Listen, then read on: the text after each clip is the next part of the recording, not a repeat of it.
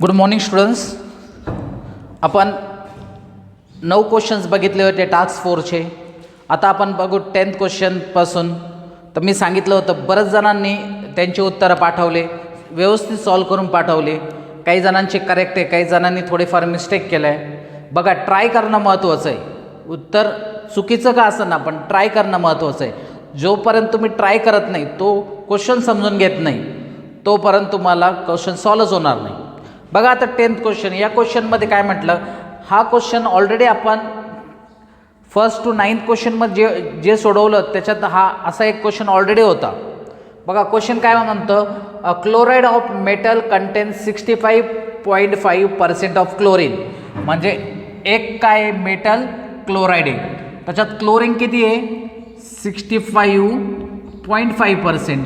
याचा अर्थ काय आहे, याचा अर्थ आहे 100 पैकी तो किती आहे, 65.5. का, कारण इथं पर्सेंट दिलं आहे. 100 ml of vapour of chloride of metal weighs 0.72 gram. म्हणजे 100 ml किती वे करतो तो, 0.72 ग्राम. 100 ml म्हणजे 100 cc किंवा सेंटीमीटर क्यूब. तर मग स्टँडर्ड व्हॉल्यूम काय असतो, एक मोलसाठी व्हॉल्यूम काय असतो, व्हॉल्यूम असतो 22400 ml. बघा इथं किती दिलं, फक्त 100 ml दिलं. आपल्याला क्लोरीनचा एक मोल बघायचा आहे. एक मोल म्हणजे किती, 22400 cc किंवा ml. जर क्रॉस मल्टिप्लाय केलं तर एक मोलचं वेट येऊन जाईल, काय येईल, 22400 into 0.72 divided by 100. This 0 cancel, this 0 cancel. बघा हे सॉल्व करून बघा. हे सॉल्व केल्याने उत्तर येतं 161.28. किती येतं, 162.28. बघा 100 पैकी क्लोरीन किती होता, 65.5. मग 161.28 पैकी तो किती असणार हे पहिलं सापडून घ्या. तर 161.28 इंटू 65.5 अपॉन 100. इथं तुम्हाला क्लोरीनचं वेट भेटून जाईल. बघा किती भेटतं, ते भेटतं 105.64. व्हिडिओ पॉज करा आणि स्वतः सॉल्व करा. 105.64 हे झालं सगळ्या क्लोरीनचं वेट. पण आपल्याला बघायचं आहे स्पेसिफिकली एक क्लोरीन आहे, 2 क्लोरीन आहे, 3 क्लोरीन आहे का 4 क्लोरीन आहे. बरोबर, MCl, Cl2, Cl3, Cl4. मग एका क्लोरीनचं वेट किती असतं, 35.5. हे सगळ्या क्लोरीनचं वेट आहे. म्हणून याला जर 105.64 ला 35.5 न डिवाइड केलं तर किती क्लोरीन येते आपल्याला समजाल. तर याचं उत्तर येतं 3. म्हणजे क्लोरीन किती आहे, 3 क्लोरीन आहे. म्हणजे याचं ऑप्शन झालं MCl3. परत समजून सांगतो बघा. 100 mlचं वेट किती होतं, 0.72. पण स्टँडर्ड एक मोलचं व्हॉल्यूम किती असतं, लिटरमध्ये असेल तर 22.4 आणि ml मध्ये असेल तर 22400. तर मग एका मोलचं वेट फाइंड करून घेतलं. पण 100 पैकी जर 65.5 असेल तर 116.28 ग्रामपैकी किती ते आपण फाइंड करून घेतलं. हे झालं टोटल वेट ऑफ सगळ्या क्लोरीनचं एकत्रित वेट झालं. पण आपल्याला एका क्लोरीनचं वेट पाहिजे. मग याला कितीनं डिवाइड करावं लागेल आपल्याला, 35.5 ना. म्हणजे सॉरी, एका क्लोरीनचं नाही, किती क्लोरीन्स हे माहीत पाहिजे. एवढ्या वेटमध्ये किती क्लोरीन्स आहे. मग एका क्लोरीनचं वेट किती असतं, 35.5. याला जर 35.5 न डिवाइड केलं तर किती क्लोरीन येतात, 3. म्हणजे याचं ऑप्शन काय आहे, MCl3. समजलं. पुढला क्वेश्चन बघू आता. ओके, पुढला क्वेश्चन बघा. इथं काय दिलं आहे, equivalent mass of metal is 2.5 times of oxygen. म्हणजे काय दिलं त्यांनी, equivalent weight of metal is 2.5 times equivalent weight of oxygen, अशी इन्फॉर्मेशन दिली. Equivalent weight of metal is 2.5 times equivalent weight of oxygen. आणि आतापर्यंत आपण शिकला असाल इक्वॅलंट वेट ऑफ ऑक्सिजन किती असतं, 8. मग 2.5 इंटू 8 किती झालं, 20. म्हणजे मेटलचं इक्वॅलंट वेट किती झालं, 20. बघा इथं दिसतंय, बघा मेटलचं इक्विव्हॅलंट वेट किती झालं 20, ऑक्सिजनचं इक्विव्हॅलंट वेट किती 8. पण आपल्याला क्वेश्चन विचारला द मिनिमम मॉलिक्युलर मास, म्हणजे इक्विव्हॅलंट मास नाही विचारला, मॉलिक्युलर मास विचारलं. तर आपण इक्विव्हॅलंट वेट कसं सापडतो? Equivalent weight is equal to mass upon valency factor. आणि ते काय म्हटलं, mass of its oxide, metal oxide, आणि ऑक्साईड असतो -2 म्हणजे मेटल असेल +2. मग व्हॅलन्सी फॅक्टर मेटलचं किती आहे 2 आहे. इक्विव्हॅलंट वेट आपल्याला माहिती आहे किती 20. मास आपल्याला सापडायचा आहे, व्हॅलन्सी फॅक्टर किती आहे 2. मग हा 2 तिकडं जाईल म्हणजे मास किती येईल आपल्याला 40. समजलं? तर त्याच पद्धतीने इक्विव्हॅलंट वेट ऑफ ऑक्सिजन सापडू आपण, sorry mass of oxygen. Equivalent weight is equal to mass upon valency factor. Equivalent वेटीचं किती 8, मास किती ते आपल्याला फाइंड करायचं आहे. व्हॅलन्सी फॅक्टर याचा पण किती आहे 2, 8 2 16 म्हणजे याचं मास किती आहे 16. ते म्हटलं मेटल ऑक्साईडचं मास किती, म्हणून या दोघांना जोडू आपण. याचं 40 आणि हा 15 म्हणजे हा 16 आहे म्हणजे किती झाले 56. म्हणजे याचं ऑप्शन सी. बघा कसं सॉल्व केलं, एकदम सोपं क्वेश्चन आहे. ते म्हटले equivalent weight of metal is 2.5 times equivalent weight of oxygen. 2.5 times of equivalent weight of oxygen किती असतं 8, ते किती आलं 20. मग हे झालं इक्विव्हॅलंट वेट ऑफ मेटल आणि हे झालं इक्विव्हॅलंट वेट ऑफ ऑक्सिजन. पण आपल्याला मास सापडायचा आहे, तर आपला फॉर्म्युला काय, equivalent weight is equal to mass upon valency factor. ते मेटल ऑक्साईड म्हटले म्हणजे मेटल +2 आहे म्हणजे याचं व्हॅलन्सी 2 आहे म्हणजे याला मल्टिप्लाय बाय 2 करायचं. हा झाला 40, याला पण मल्टिप्लाय बाय 2 करा. कारण आपण काय करतो, मेटल ऑक्साईड जर असं असेल एक तर कटायन चार्ज घेतो किंवा अनायन चार्ज घेतो, तर याला पण 2 ना मल्टिप्लाय करा, झालं 16. 40 + 16 किती झालं 56. तर हे उत्तर आलं. समजलं? किती सोपं क्वेश्चन आहे बघा. पुढला क्वेश्चन आता आपण बघू. चला पुढला क्वेश्चन बघा. हा पण खूप सोपा क्वेश्चन आहे. काय दिलं 10 ग्राम ऑफ मेटल. मेटल किती ग्राम दिला 10. तर मी इथं लिहितो बघा, मेटल किती ग्राम आहे 10 gram. Give 14 gram of its oxide. 14 gram of its oxide म्हणजे मेटल ऑक्साईड किती आहे 14 ग्राम. त्याच्यापैकी आपल्याला मेटल माहिती किती ग्राम आहे 10 ग्राम म्हणजे ऑक्साईड किती आहे मग 4 ग्राम्स. समजलं? कारण सुरुवातीला मेटल 10 ग्राम होता, त्याचाच ऑक्साईड बनलेला आहे. त्याचाच ऑक्साईड म्हणजे तो तर 10 ग्राम असणार. मग वाढलेलं वेट कोणाचं आहे ऑक्सिजनचं आहे. मग लॉ ऑफ इक्विव्हॅलन्स वापरा. लॉ ऑफ इक्विव्हॅलन्स काय सांगतं, आपल्याला पहिले इक्विव्हॅलंट वेट ऑफ मेटल सापडायचं आहे. मग नंबर ऑफ ग्राम इक्विव्हॅलंट कसं सापडतो आपण, number of gram equivalent is equal to mass upon equivalent weight. हे झालं मेटलचं. मग ऑक्सिजनसाठी आपण तेच वापरू, मास अपॉन इक्विव्हॅलंट वेट. मेटलचं मास किती आहे 10 ग्राम.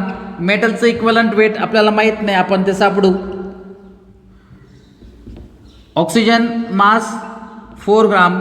आणि आतापर्यंत तुम्ही शिकला असं ना, ऑक्सिजनचं इक्विव्हॅलंट वेट किती असतं 8. हे आपल्याला माहीत पाहिजे. ओके, बोर्डवर दिसतं क्लिअर. तर याच्यावरतून इक्विव्हॅलंट वेट ऑफ मेटल भेटून जाईल. क्रॉस मल्टिप्लाय करा. 10 × 8 डिवायडेड बाय 4 म्हणजे हे झालं 80 डिवायडेड बाय 4 म्हणजे मेटल किती झाला, मेटलचं इक्विव्हॅलंट वेट किती झालं 20.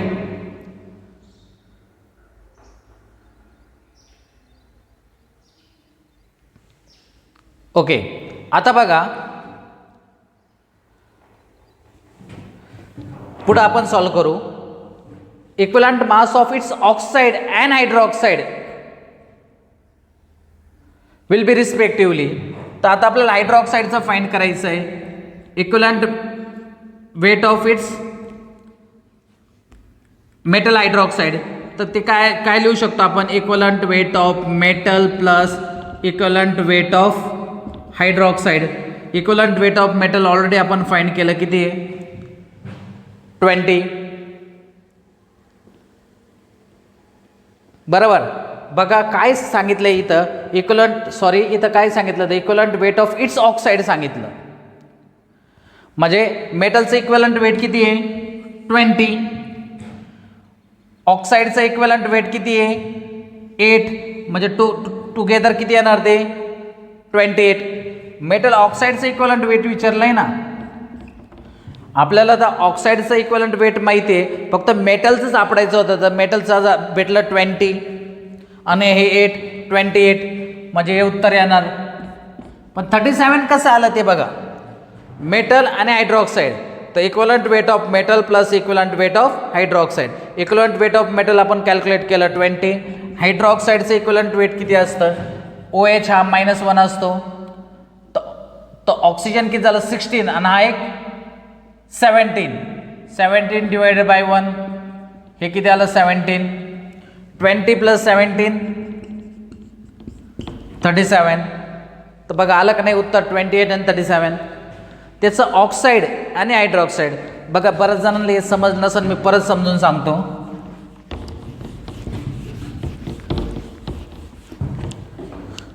बघा क्वेश्चन काय आहे, 10 ग्राम ऑफ मेटल, म्हणजे मेटल किती ग्राम आहे 10 ग्राम. 14 ग्राम ऑफ इट्स ऑक्साईड, म्हणजे मेटल ऑक्साईडचं टोटल वेट किती आहे 14 ग्राम. त्याच्यापैकी आपल्याला मेटल माहिती आहे किती ग्राम आहे 10 ग्राम, म्हणजे ऑक्सिजन किती ग्राम असणार 4 ग्राम. लॉ ऑफ केमिकल इक्विव्हॅलन्स काय सांगतं, याचं एक इक्विव्हॅलंट याचं एक इक्विव्हॅलंट संग रिॲक्ट करणार, म्हणजे नंबर ऑफ ग्राम इक्विव्हॅलंट कसं सापडतात, मास अपॉन इक्विव्हॅलंट मास. इकडं पण मास अपॉन इक्विव्हॅलंट मास. इक्विव्हॅलंट मास म्हणा किंवा इक्विव्हॅलंट वेट म्हणा.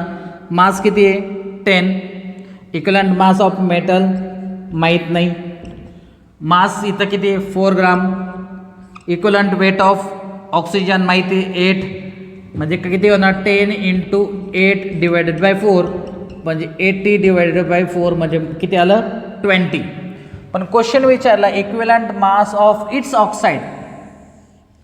मेटलचं इक्विव्हॅलंट वेट आपल्याला माहिती आहे 20 आणि त्याचं ऑक्साईडचं इक्विव्हॅलंट वेट ऑलरेडी आपल्याला माहिती आहे. ऑक्सिजनचं बघा मेटल ऑक्साईडचं इक्विव्हॅलंट वेट विचारलं, याचं आपण आत्ताच कॅल्क्युलेट केलं 20, याचं तर ऑलरेडी आपल्याला माहिती आहे, म्हणजे उत्तर काय आलं 28. हे बघा पुढंच 28 ऑप्शन नाही, पुढं सॉल्व करायची काय गरज नाही. एक्झाममध्ये काय करायचं असतं आपल्याला, एकच ऑप्शनमध्ये उत्तर भेटलं तर लगेच ते टिक करायचं. पण पुढं बघा and it's hydroxide, metal hydroxide असं असणार MOH, म्हणजे इथं काय equivalent of metal plus equivalent of OH. Equivalent of metal आपल्याला माहिती आहे 20, इक्विव्हॅलंट वेट ऑफ OH हा -1 असतो. आणि आयनचं इक्विव्हॅलंट वेट तुम्हाला बघा प्रिव्हियस व्हिडिओ बघा, आयनचं इक्विव्हॅलंट वेट कसं फाइंड करायचं, mass upon charge on it. याचं मास किती 16 आणि 1 17, charge on it is 1, 17 divided by 1 is 17. तर याचं उत्तर किती येणार 37. तर ऑप्शन काय 28 अँड 37. समजलं क्वेश्चन. आता पुढं बघा,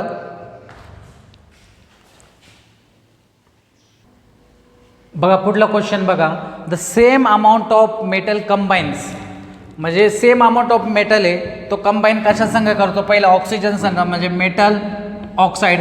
तर ऑक्सिजनचं वेट किती 0.1, पुढलं 0 घेत नाही 0.1 आहे, आणि 1 ग्राम हॅलोजन 1.00 म्हणजे 1, म्हणजे मेटल काय कंबाईन्स विथ हॅलोजन. हॅलोजनला आपण X ने रिप्रेझेंट करू. तर हा किती ग्राम आहे 1 ग्राम. बघा क्वेश्चन काय म्हणतो, बेन same amount of metal same आहे, मेटल काय सेम आहे, सेम अमाऊंटमध्ये पण आहे, तो कंबाईन करतो 0.100 ग्राम ऑफ ऑक्सिजन, म्हणजे 0 ग्राम ऑफ ऑक्सिजन. आणि हॅलोजन किती ग्राम आहे 1 ग्राम. जर मेटल सेम अमाऊंटमध्ये असेल तर हा ऑक्साईड आणि हॅलोजनचं पण इक्वलन्स सारखंच असेल. हा मेटल जर सारख्याच इक्वलंटमध्ये असेल तर यांचं पण इक्वलन्स काय असेल सारखं. मग मी असं म्हणू शकतो 0.1 gram oxygen is equivalent to 1 gram halogen. Halogen आपण एक्सने रिप्रेझेंट करतो. पुढं विचारलं इक्विवलेंट मास ऑफ हॅलोजन, हॅलोजनचं इक्विवलेंट मास विचारलं तर हे जर हा जर 0.1 ग्राम इक्वलन्स कंबाईन करणार असेल तर हा 1 ग्राम. मग याचा आपल्याला इक्वलन्स वेट माहिती आहे किती 8. ऑक्सिजनचं इक्वलंट वेट माहिती आहे ना 8. कारण सारख्याच प्रमाणात ते काय होणार त्याचं इक्वलंट मासनी कंबाईन करणार. तर याचा जर इक्वलंट वेट 8 असेल तर याचा इक्वलंट वेट किती, फक्त क्रॉस मल्टिप्लाय करा. बघा 8 × 1 = 8 डिवाइड बाय 0.1. हा पॉईंट इकडं शिफ्ट केला तर 1 0 वर म्हणजे उत्तर आलं 80. बघा किती सोपं आहे. कशावरून समजायचं the same amount of metal दिलं आहे म्हणजे हा मेटल आणि हा मेटल सेम अमाऊंटमध्ये. मग याचे इक्वलन्स आणि याचे इक्वलन्स काय असणार सारखे असणार. ऑक्सिजनचे हॅलोजनचे, हॅलोजन आपण एक्सने रिप्रेझेंट करतो तर हा 0.1 आहे तो 1 ग्राम आहे. मग याचे इक्वलंट आपल्याला माहिती किती असतात 8. ऑक्सिजनचं इक्वलंट वेट किती असतं 8. मग याचं इक्वलंट वेट आपण सापडू कारण ते सेम इक्वलन्समध्ये काय करतात कंबाईन करत असतात. समजलं ओके.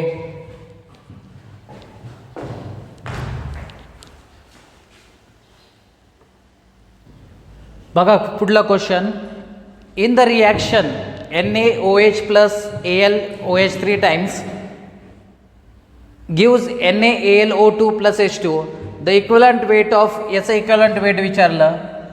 हा पण क्वेश्चन आपण ऑलरेडी सॉल्व केला आहे. बघा असे एखादी रिॲक्शन दिलेलं असेल आणि एखादा कंपाऊंडचं इक्वलंट वेट जर विचारलं तर त्याचा काय चेंज झाला ते बघायचं. बघा आता इथं काय दिलेलं आहे AlOH 3 times. तर याच्यात Alचं ऑक्सिडेशन स्टेट किती येते बघू आपण. OH असतो -1 तर OH 3 टाईम आहे म्हणून -3. तर ॲल्युमिनियम किती आहे +3. आता 1-2 स्टुडंटने असं विचारलं का सर हे तुम्ही +3 कुठून घेतात. याला आपण म्हणतो ऑक्सिडेशन स्टेट. ऑक्सिडेशन स्टेट तुम्हाला बघावं लागतील. चार्ट असतो ऑक्सिडेशन स्टेटचा. बघा ॲल्युमिनियमचा ॲटॉमिक नंबर आहे 13. तर याचं इलेक्ट्रॉनिक कॉन्फिगरेशन तुम्ही 10th मध्ये शिकला असाल 283. ॲल्युमिनियम किती असतो 283 इलेक्ट्रॉनिक कॉन्फिगरेशन.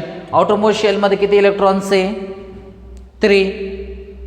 त्याला स्टेबल व्हायचं आहे म्हणजे त्याच्या आउटरमोस्ट शेलमध्ये किती इलेक्ट्रॉन्स पाहिजे 8. बघा ज्यांच्या आउटरमोस्ट शेलमध्ये 1, 2 आणि 3 इलेक्ट्रॉन असतात. किती 1, 2 आणि 3 ते इलेक्ट्रॉन देतात.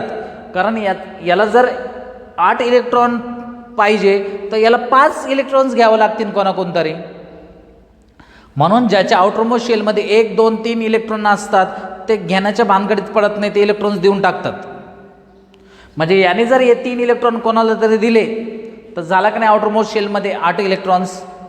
ऑक्टेट कंप्लीट करायचं आहे ना तर आउटरमोस्ट शेलमध्ये किती इलेक्ट्रॉन्स पाहिजे 8 इलेक्ट्रॉन्स. पण ज्यांच्या आउटरमोस्ट शेलमध्ये 1, 2 आणि 3 इलेक्ट्रॉन्स असतात ते गिव्ह इलेक्ट्रॉन्स. आणि ज्यांच्या आउटरमोस्ट शेलमध्ये 4, 5, 6, 7 असतात ते टेक इलेक्ट्रॉन्स. म्हणजे आउटरमोस्ट शेलमध्ये 1 इलेक्ट्रॉन असेल तर तो 1 इलेक्ट्रॉन देणार. 2 असेल तर तो 2 इलेक्ट्रॉन देणार. 3 असेल तर तो 3 इलेक्ट्रॉन देणार. म्हणून हा 3 इलेक्ट्रॉन दुसऱ्याला देऊन टाकतो म्हणून Al असतो +3 कारण ते इलेक्ट्रॉन लॉस झाले ना. इथं जर 1 इलेक्ट्रॉन असता त्याने 1 इलेक्ट्रॉन दिला असता तो +1 झाला असता. 2 इलेक्ट्रॉन दिले असते तर तो +2 दिला झाला असता. ॲल्युमिनियमने किती इलेक्ट्रॉन दिले 3 म्हणून तो किती झाला +3. 4 ऑनवर्ड्स ते काय करतात इलेक्ट्रॉन घेतात. 4 किती घेईल आणखीन 4 घेईल म्हणून -4. बघा कार्बन ॲटॉमिक नंबर 6 तर इलेक्ट्रॉनिक कॉन्फिगरेशन 2, 4. व्हॅलन्स शेलमध्ये किती इलेक्ट्रॉन्स आहे 4 तो आणखीन 4 इलेक्ट्रॉन घेईल म्हणून C-4 असतो. घेणार इलेक्ट्रॉन म्हणून -4. 5 इलेक्ट्रॉन असेल तर तो किती घेईल 3 घेईल म्हणजे -3. 6 इलेक्ट्रॉन्स असतील बघा ऑक्सिजनचा ॲटॉमिक नंबर किती 8, त्याचं इलेक्ट्रॉनिक कॉन्फिगरेशन 2 6, आउटरमोस्ट शेलमध्ये किती इलेक्ट्रॉन्स आहे 6, म्हणजे तो किती इलेक्ट्रॉन्स घेईल, तो किती इलेक्ट्रॉन्स घेईल, आणखीन 2 इलेक्ट्रॉन्स घेईल, कारण 8 व्हायचे म्हणून ऑक्सिजन असतो -2. बघा हे जर तुम्हाला माहीत नसेल तर आपण काय करू, जसा टाईम परमिट होईल तसं आपण काय करू, साईड बाय साईड बेसिकचं पण लेक्चर घेत राहू. बघा आपण अल्टरनेट डेला लेक्चर्स टाकतो बरोबर, आपण अल्टरनेट डेला लेक्चर टाकतो, पण मी आता काय करतो, दररोज मंडेपासून दररोज एक लेक्चर तुम्हाला अपलोड करतो. पण एक लेक्चर असणार आहे तुमचं आता नवीन आपल्याला टॉपिक चालू करायचा आहे, तर टॉपिकचं एक लेक्चर असणार आणि एक लेक्चर आपण काय करू, बेसिकवर लेक्चर घेऊ, कारण सगळ्यांनाच ऑक्सिडेशन स्टेट आणि हे माहीत आहे का नाही हे आपल्याला क्लिअर नाही आहे, म्हणून आपण काय करू, एक लेक्चर काय करू बेसिकवर घेत राहू. म्हणून तुम्ही काय करायचं, वेगवेगळ्या 2 ग्रुपमध्ये लेक्चर्स नोट डाऊन करायचे. मी एक लेक्चर्स म्हणजे अल्टरनेट डेला एक लेक्चर्स काय घेत राहील बेसिकचं, आणि दुसऱ्या दिवशी मग आपला रेग्युलर स्टडी. मग आपलं काय होईल, हे जे तुम्हाला कळतं का सर हे +3 कडून घेतात, हे -3 कडून घेतात, हे सगळं क्लिअर होईल. तर पहिलं काय करायचं, तुम्ही फर्स्ट 30 एलिमेंट्स पिरियॉडिक टेबलचे फर्स्ट 30 एलिमेंट्स क्लिअर करा पहिले. त्याचा तुम्हाला ॲटॉमिक नंबर माहीत पाहिजे आणि मास नंबर माहीत पाहिजे. आजचा होमवर्क समजा का पहिले 30 एलिमेंट पिरियॉडिक टेबलची, तसं पाहिलं तर 11th आणि 12th आपल्याला कंप्लीट पिरियॉडिक टेबल स्टडी करायचं, पण स्लोली आपण ते करू. पण आता तरी पहिले 30 elements with their atomic number and mass number हे सगळ्यांना माहीत पाहिजे. ओके, तर याच्यावर आपण सेपरेट लेक्चर घेऊ. बघा AL किती इथं +3, त्याचा किती ना चेंज झाला बघू. इथं दिसतं AL, तर NaAlO2. बघा ऑक्सिजन असतो -2, 2 ऑक्सिजन आहे म्हणजे हे किती झाले -4. मग हे जर -4 असेल तर +4 पाहिजे त्याला कॅन्सल करण्यासाठी. सोडियम असतो +1, सोडियम किती असतो +1, म्हणजे ॲल्युमिनियम किती असणार मग +3 +1 +4 आणि हा -4. म्हणजे बघा आधी पण +3 होता, नंतर पण +3 होता, म्हणजे चेंज बिलकुल झाला नाही. म्हणजे व्हॅलन्सी फॅक्टर किती आहे, व्हॅलन्सी फॅक्टर 0च म्हणा, काही चेंज झालं नाही ना. हा पण +3 तो पण +3. तर आपल्याला काय करायचं आहे, इक्विव्हॅलंट वेट कशाचं फाईंड करायचं आहे, AlOH 3 टाइम्स, व्हॅलन्सी फॅक्टर 0 म्हणण्याऐवजी काही चेंज होत नाही असं म्हणू आपण. तर Al in bracket OH 3 times, equivalent weight कसं फाइंड करत असतो आपण, मास अपॉन व्हॅलन्सी फॅक्टर. इथं व्हॅलन्सी फॅक्टर बिलकुल चेंज नाही आहे, म्हणजे याचं इक्विव्हलंट वेट काय असणार, याच्या मासच्या इतका असणार. मग याचा मास सापडा. ॲल्युमिनियम किती असतो पिरियॉडिक टेबल याच्यासाठी माहीत पाहिजे. ॲल्युमिनियमचा ॲटॉमिक नंबर असतो 13, मास नंबर असतो 27, तर मास झाला 27. ऑक्सिजन बघा OH ब्रॅकेटमध्ये आहे आणि ते 3 टाइम्स आहे, असं लिहिलं आहे ना OH 3 टाइम्स, म्हणजे OH OH आणि OH असं 3दा लिहिण्याऐवजी ब्रॅकेटमध्ये टाकलं आहे त्याला, म्हणजे ऑक्सिजन 3 टाइम आहे, हायड्रोजन पण 3 टाइम आहे. एका ऑक्सिजनचं वेट असतं 16, म्हणजे 16 3 जा, कारण 3 ऑक्सिजन आहे ना, 16 3 जा 48, आणि 3 हायड्रोजन, हायड्रोजनचं वेट असतं 1, एक असतं 1 2 3, तर 7 + 3 10 18 4 5 6 7, म्हणजे याचं वेट किती आलं 78. मग हे 78 उत्तर आहे बघा, कारण व्हॅलन्सी फॅक्टरने डिवाइड करायची काहीच गरज नाही, कारण चेंजच झालेला नाही आहे. समजला? ओके.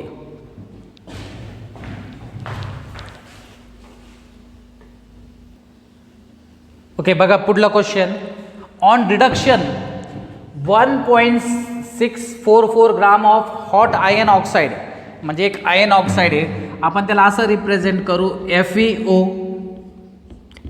आयन ऑक्साईड कोणताही असू शकतो, Fe2O3, बरोबर. पण आपल्याला ते दिलेलं नाही, तर फक्त आयन ऑक्साईड दिलंय. त्याचं वेट किती आहे? 1.644 ग्राम. ऑन रिडक्शन म्हणजे removal of oxygen gives 1.115 gram of ion. म्हणजे आयन म्हणजे Fe किती आहे, ज्याला आपण आयरन पण काही जण म्हणतात, हा किती 1.15 ग्राम. सुरुवातीला किती होता तो FeO 1.644. आता आयन किती भेटला 1.15. म्हणजे याच्यातून आपल्याला ऑक्सिजन समजू शकतं किती आहे. आयन जर 1.15 असेल आणि आयन ऑक्साईड जर 1.644 असेल तर ऑक्सिजन कसं भेटू शकतं आपल्याला. मास of oxygen, mass of oxygen 1.644 minus 1.15, बरोबर का. हा झाला आयन ऑक्सिजनचा वेट, हा फक्त आयनचा वेट झाला. मग याच्यातून ते मायनस केलं तर काय होईल, आयनचं वेट भेटल. ते आपल्याला भेटतं 0.494.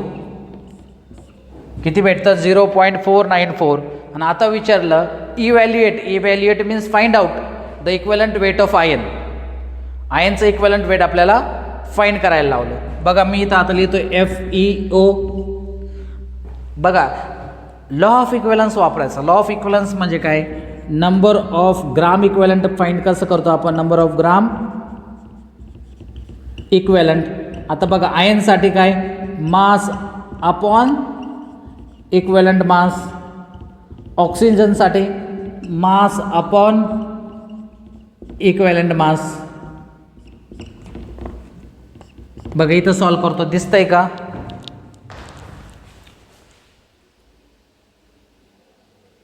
ओके, जरा वरती लिहितो. बघा इथं मास अपॉन इक्वलंट मास कोणाचा, आयनचं मास किती आहे 1.15 ग्राम. आयनचं इक्वलंट वेट माहीत नाही तर आपण इक्वलंट वेट ऑफ Fe असं लिहू, किंवा शॉर्ट फॉर्ममध्ये कॅपिटल E ऑफ Fe म्हणजे equivalent weight of Fe. Mass of ion माहिती आहे का, सॉरी ऑक्सिजन माहिती आहे का आपल्याला 0.494. इक्वलंट वेट ऑफ ऑक्सिजन आतापर्यंत सगळ्यांना माहीत झाला पाहिजे, तो किती असतो 8.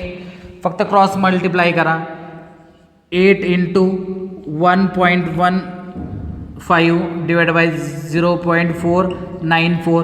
तुम्हाला भेटून जाईल equivalent weight of ion. Video pause करा आणि हे सॉल्व करा.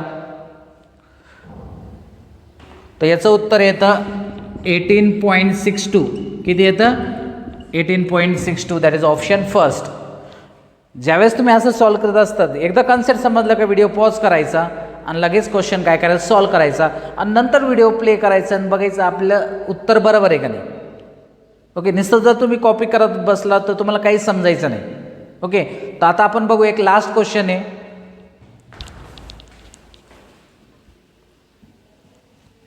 बघा शेवटचा क्वेश्चन काय, पर्सेंटेज ऑफ Fe म्हणजे सेलेनियम हा एक एलिमेंट आहे in per oxidase anhydrate enzyme. म्हणजे हा बायोचा कन्सेप्ट आहे, पर हायड्रोडेज अनहायड्रेट्स एन्झाईम. ते सेलेनियमचं पर्सेंटेज किती आहे 0.5% बाय वेट म्हणजे तो आहे 0.5 ग्राम. म्हणजे पर्सेंट म्हणजे आउट ऑफ 100 तो किती आहे 0.5 ग्राम. पर्सेंट बाय वेट म्हटलंय तो किती ग्राम आहे, म्हणजे हा काय सेलेनियम आणि हा काय तो एन्झाईम आहे, आणि त्याचं वेट किती 100 पैकी तो किती 0.5. काय विचारलं तर minimum molecular weight of peroxidase anhydrate enzyme. म्हणजे याचं मिनिमम वेट विचारलं, म्हणजे मी इथं X टाकतो. त्याचं मिनिमम वेट किती असणार, ज्यावेळेस याचा ॲटॉमिक वेट किती आहे, म्हणजे याचा एक मॉलिक्युल असला तर त्याचं वेट किती आहे 78.4. 100 पैकी जर तो 0.5 ग्राम असेल तर मिनिमम विचारलं ना, म्हणजे एक जर सेलेनियम असेल तर त्याचं वेट किती असणार? ॲटॉमिक वेट दिलं आहे 78.4, मग क्रॉस मल्टिप्लाय करा. 78.4 इंटू 100 डिवायडेड बाय 0.5. बघा सॉल्व करून काय उत्तर येतं.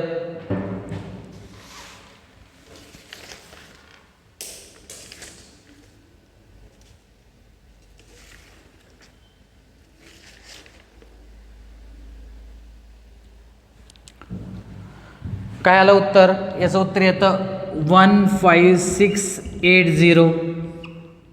बरोबर आहे का उत्तर? नाही, इथं कन्वर्ट केलं आहे बघा, 10⁴ पॉवरमध्ये कन्वर्ट केलं. बघा इथून 0.1 2 3 4 जर टाकला तर 1.5680 इंटू 10⁴. बरोबर ना, 1 2 3 4 म्हणजे हे उत्तर आहे बघा 1.56 इंटू 10⁴. बघा अशा पद्धतीनं आपण सगळे क्वेश्चन सॉल्व केले.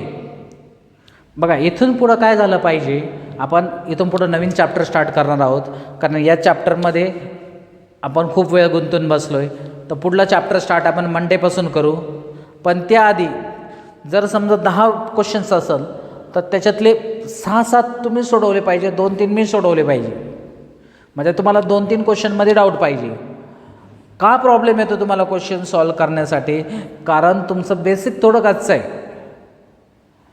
मग बेसिक कसं सुधारायचं? मग आपण साईड बाय साईड काय करू, मंडेपासून आपण साईड बाय साईड बेसिकचे पण लेक्चर्स मी टाकत जाईल. पण त्याच्यासाठी तुम्ही एक सेपरेट नोटबुक करायची, म्हणजे थोडा तुम्हाला अभ्यास जास्त करावा लागेल. रेग्युलर तर लेक्चर एकाड एक पडत असतील, पण काय करू आपण इथून पुढं दररोज लेक्चर टाकू. पण काय करायचं, आपलं लेक्चर्स कधी असतं? एक तर ट्यूजडे, थर्सडे अँड सॅटर्डे, म्हणजे मंगळवार, गुरुवार आणि शनिवार. बाकीच्या दिवस काय करू आपण, एवढा 8-10 म्हणजे 2-3 आठवडे तरी बेसिकवर लेक्चर टाकत जाऊ. मग एकदा तुम्हाला बेसिकवर कमांड आली, जर तुम्हाला समजलं ते हे सर काय सांगतात, यालाच 3+ का म्हणतात, याला 2+ का म्हणतात, असं जर झालं तर तुमचं केमिस्ट्री खूप चांगलं होईल. ओके, तर तुम्हाला थोडं जास्त एफर्ट्स घ्यावं लागतील. हे बघा तुम्ही JEE आणि IITच्या बॅचचे बघा, तिथं कोणता क्वेश्चन कधी कसा येईल हे सांगता येत नाही. आपल्याला काय करायचं, आपलं क्रिटिकल थिंकिंग वाढवायचं. म्हणजे क्वेश्चन आता हाच क्वेश्चन फार वेगवेगळ्या पद्धतीने आपल्याला सॉल्व करता येईल, पण आपलं एम पाहिजे मिनिमम टाईममध्ये आपण कसं उत्तर आणू शकतो. कारण IIT JEE ही ऑल इंडिया लेवलची एक्झाम आहे, सगळ्यात टफेस्ट एक्झाम मानली जाते. पण तुम्हाला मी सांगितलं, एक्झाम जर टफ असेल तर आपण स्वतःसुद्धा काय झालं पाहिजे, त्याच्यापेक्षा जास्त टफ झालं पाहिजे. इम्पॉसिबल काही नाही. आपल्या कॉलेजचं JEEचा रिझल्ट खूप चांगला आहे, आणि तुमच्यातले पण काही जणांनी मला काल क्वेश्चन सॉल्व करून पाठवले आणि त्यांचं उत्तर एकदम करेक्ट आहे. म्हणजे थोडं जर तुम्ही विचार करण्याची क्षमता जर वाढवली तर तुम्हाला क्वेश्चन्स सॉल्व होणार आहे. तर इथून पुढं काय आपण बेसिक लेक्चर्स पण टाकत जाऊ. तुम्हाला बेसिक लेक्चर पाहिजे का नाही पाहिजे याला हे मला कॉमेंटमध्ये नक्की सांगवा. जर पाहिजे नसेल तर आपण रेग्युलर व्हिडिओजच कंटिन्यू करू. पण बेसिक आणि रेग्युलर व्हिडिओमध्ये तुम्ही जम्बल करता कामा नाही. मी तिथं व्हिडिओच्या डिस्क्रिप्शनमध्ये लिहिलं जाईल का हा बेसिक लेक्चर आहे आणि हा रेग्युलर लेक्चर आहे. पण बेसिक लेक्चर यावेळेस पाहिजे का नाही हे तुम्ही मला कमेंटमध्ये नक्की कळवा. काही प्रॉब्लेम असेल तर मला फोन करा किंवा व्हॉट्सअपवर मेसेज टाका. ओके, तर इथं आपण हे लेक्चर स्टॉप करू. थँक्यू.